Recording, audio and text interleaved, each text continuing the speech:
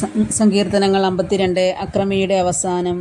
ശക്തനായ മനുഷ്യ, ദൈവഭക്തർക്കെതിരെ ചെയ്ത ദുഷ്ടതയിൽ നീ എന്തിന് അഹങ്കരിക്കുന്നു? ദിവസം മുഴുവനും നീ വിനാശം നിരൂപിക്കുന്നു. വഞ്ചക, നിന്റെ നാവ് മൂർച്ചയുള്ള ക്ഷൗരക്കത്തി പോലെയാണ്. നന്മയേക്കാൾ തിന്മയും സത്യത്തേക്കാൾ വ്യാജവും നീ ഇഷ്ടപ്പെടുന്നു. വഞ്ചന നിറഞ്ഞ നാവേ, വിനാശകരമായ വാക്കുകളാണ് നിനക്കിഷ്ടം. ദൈവം നിന്നെ എന്നേക്കുമായി തകർക്കും. നിന്റെ കൂടാരത്തിൽ നിന്ന് അവിടുന്ന് നിന്നെ വലിച്ചെടുക്കുന്നു, ചീന്തിക്കളയും.